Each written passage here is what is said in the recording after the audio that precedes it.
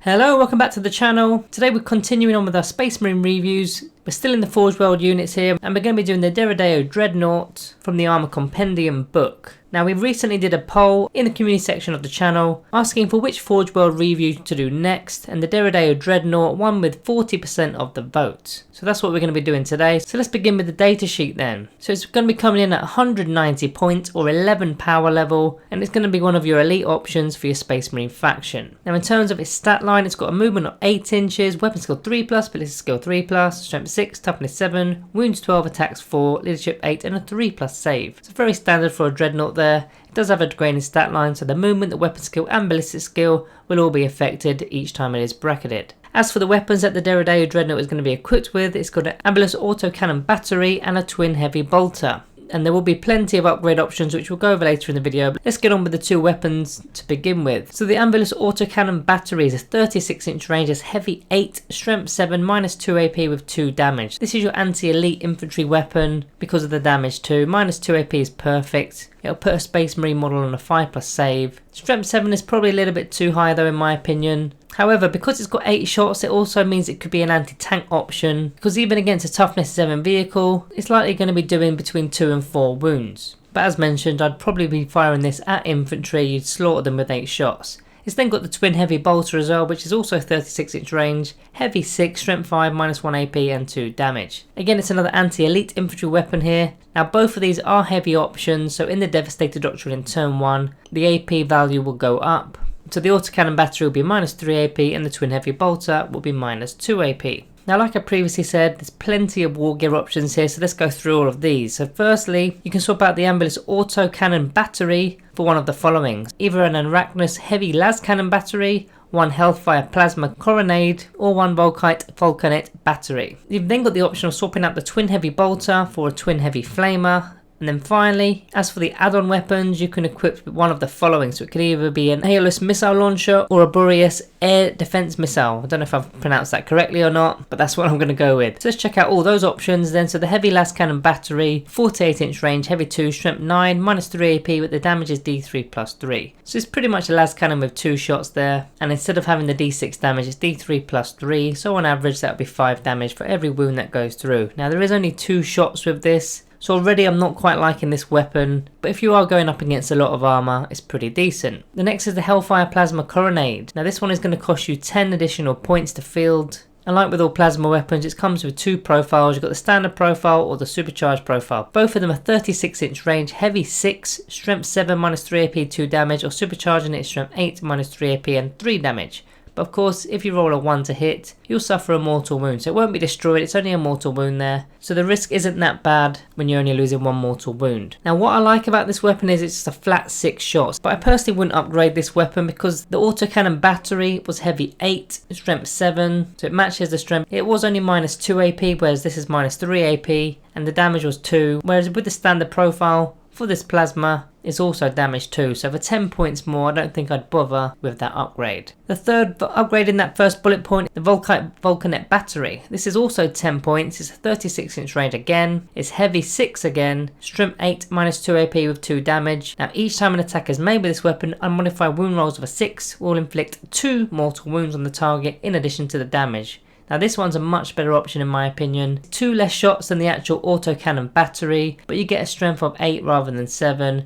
And of course 6s will score 2 mortal wounds, which is quite likely that you're going to do that. When you've got 6 shots to begin with, you've got a fair chance of scoring a 6 to wound to inflict 2 mortal wounds there. So I'd either stick with the autocannon battery or I would upgrade it with the Vulcanet battery. Both of them are pretty decent options in my opinion, but the Hellfire Plasma Coronade isn't really for me. Then we're swapping out the heavy bolter for twin heavy flamer, only 12-inch range, heavy 2d6, strength 5, -1 AP, 1 damage, and it auto hits. Quite a standard weapon there. Can be used in Overwatch to obviously auto hit rather than rolling a 6 for hitting. It's going to get rid of those minor units that are coming in to tag your Dreadnought to prevent it from shooting the prime targets. Now if you can screen this well enough, you probably won't need a twin heavy flamer. However, if you don't screen it, then I would probably opt to take the twin heavy flamer because you don't want this thing in combat. Imagine a min unit of Hormagaunts surrounding this thing. You're going to have to waste all your firepower in trying to get rid of that unit, or you're going to be falling back and they're not being able to shoot, unless of course you've got some detachment abilities. So it all depends how you're going to defend him with that weapon loadout there. Then the final bullet point, the airless missile launcher, which is 20 points to take this missile launcher, 48-inch range, heavy 3d3, so an average of 6 there, strength 6, -1 AP, 1 damage with a blast ability. So it's your anti-infantry weapon here, specialises against toughness 3 models because you'll be wounded on 2s, and of course blast, so it's going to really help against those larger units. -1 is all you need against them as well. The only issue I see with this is what are you actually going to pair this with? The only one that comes close is the standard stock loadout of the autocannon battery, but even that strength 7 with 2 damage, so it's probably not going to link that well if you're going against a faction that's completely toughness 3 with 1 wound models. So I just don't think it complements any of the other weapons that you're going to be taking. And the last option is the air defense missiles for 20 points again, 48-inch range again, heavy 1, strength 9, -3 AP, and the damage is D6. And against aircraft, you're going to add 2 to your hit roll, so you'll always be hitting on 2s. And if it is an aircraft model that you're targeting, the damage will be D3 plus 3, so an average of 5. So as aircrafts are not that common in the game at present, it means you're going to be firing this on the ground with only 1 shot at strength 9, and it's 20 points. So effectively a 20-point las cannon right there. So both of the add-on options, in my opinion, aren't the best options. I mean, I would probably still take the missile launcher if I had 20 points spare. It's still an average of 6 shots at strength 6 at the end of the day. But as already mentioned, I just don't think it complements well enough with the actual model and what it's doing. So as for the actual abilities that the model is going to be taking, it's of course got the Angels of Death ability. The only one of note here is the combat doctrine. So as already mentioned, the AP is going to go up depending on which battle round you're talking about, so whatever doctrine it is. If in the Devastator doctrine, which all your heavy weapons will go up by 1 AP. Now the other abilities within Angels of Death aren't really going to complement him too much. Maybe Shock Assault if he's in a fight, but he shouldn't really be because he's not a melee dreadnought. Then he's got Martial Legacy, which isn't a good thing. It's going to cost you 1 command point just to field him. He's not a Lord of War model, he's an elite model, but it's still going to cost you a command point. Then it's got Duty Eternal, so each time an attack is allocated to the model, you subtract 1 from the damage to a minimum of 1.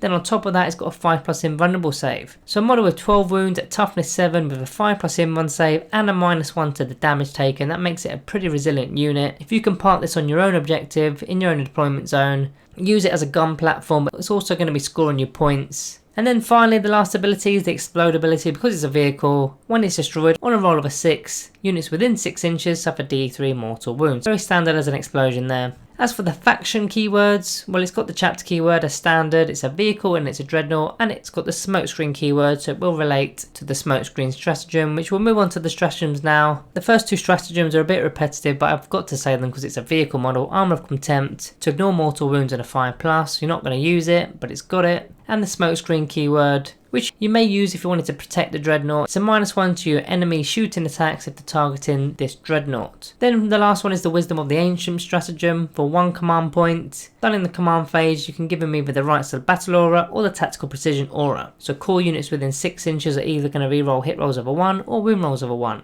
Now unfortunately, this is not going to include itself because it's not got the core keyword. Whereas some of the other dreadnoughts in the standard Space Marine Codex do have the core keyword, so they'll also be affected. As for some unit synergy, you've always got to mention a Tech Marine when you're talking about vehicles. Starting with Blessing of the Omnissiah. For vehicles within 3 inches of the Tech Marine, they're going to be able to be repaired, D3 lost wounds at the start of each turn. And Awaken the Machine Spirits, again it's 3 inches, and you're going to be +1 to the attack hit rolls for that dreadnought. So everything we've mentioned in terms of the weapons will be hitting on 2s. And if you wanted to further boost this dreadnought, you can actually upgrade the Tech Marine to a Master of the Forge. So when he's using his Blessing of the Omnissiah ability for the D3 lost wounds to be regained for your dreadnought, it will just be a flat 3. And he's got a Warlord trait if you opted to take that one. So friendly chapter dreadnoughts within 6 inches of the Warlord get +1 to the strength and attacks characteristics. Now we already mentioned it's not a melee dreadnought, but it would go up to a strength 7 with 5 attacks base and 6 with shock assault. So even though there's no AP and there's no damage because there's no melee weapon, it's still something, I guess. As for some chapter synergy, mainly we're going to be talking about the shooty synergies here because, as already mentioned, it's not a melee dreadnought. So starting off with the Dark Angels, you've got the detachment bonuses of Grim Resolve. So if it stays stationary, you're going to get a +1 to hit, so you'll be hitting on 2s.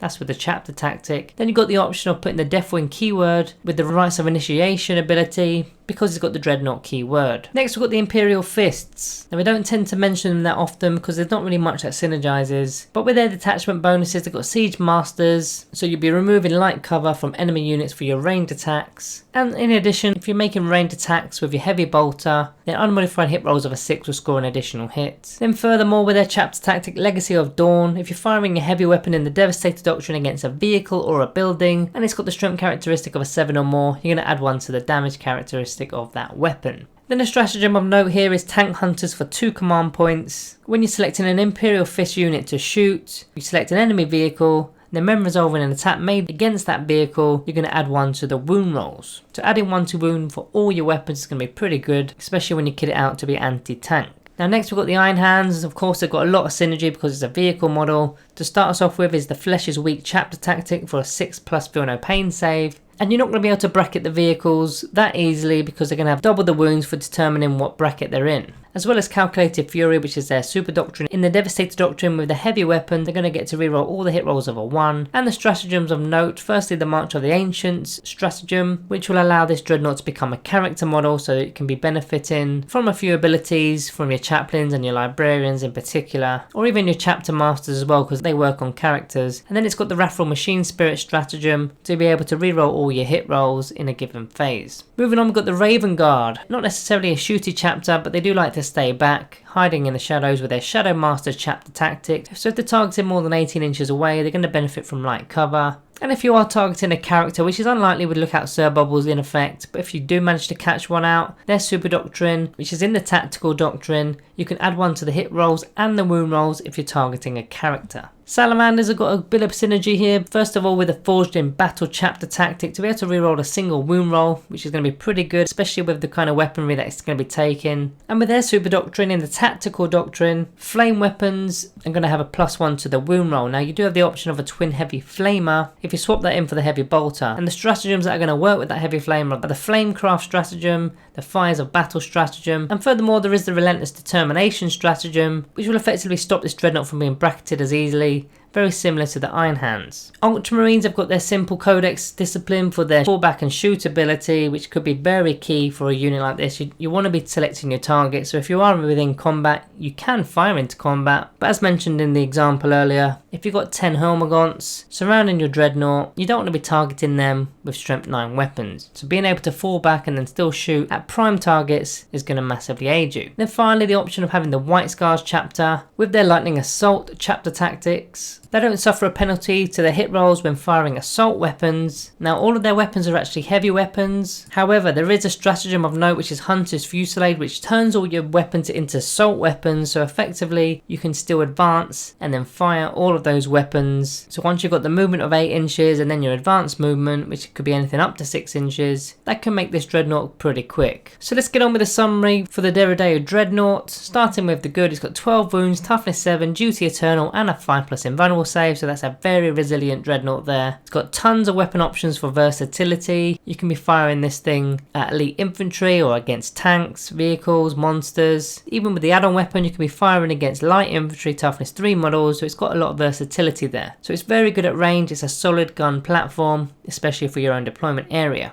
It's going to have synergy with lots of shooty chapters, as we've already mentioned them all already. Not really built for the melee based chapters such as Blood Angels and Space Wolves for example, as it's got no melee weapons. And finally it can make use of the Smokescreen stratagem for a single command point. As for the bad, it's offering nothing of note in melee in terms of the AP and damage. It's got the Martial Legacy ability, so it's going to be a command point just to field the Dreadnought. It's then not core, so that loses a lot of potential for the buff mechanics. You can't be just simply bringing out a captain to help aid the hit rolls, and you can't be using a chaplain or a librarian for example. And then it's got lots of competition with other Dreadnoughts. You've got the Leviathan Dreadnought, you've got the Contemptor Dreadnought, of course you've got the Redemptor Dreadnought, and there's plenty of others within the Codex and the Forge World models that will compete with this Dreadnought. The add-on weapons aren't that great in my opinion, especially if you're going up against an elite faction. Strength 6 with 1 damage isn't going to do much against them, and then 1 against the Flyers, again, isn't really going to do much. There's not really that many flyers in the game at present. Then finally I've just put here that Redemptor is still king, I'd always take the Redemptor Dreadnought over pretty much any of the other Dreadnoughts that we have at our disposal. Pound for pound, the Redemptor Dreadnought is always going to be the best one there. So before we get onto the rating, let's get the shout out of the day dealt with. It's going to Damned Legion. He simply said, keep up the great work. You're a legend, bro. Thank you very much, Damned Legion. Shout out to you. So on to the rating today. I do like some of the weapon options, especially the one that gives those extra mortal wounds on a roll of a 6. And it is quite a resilient option as well. I do think it's up there in my opinion. I'm going to be going with a Planet 40k rating of 3 stars.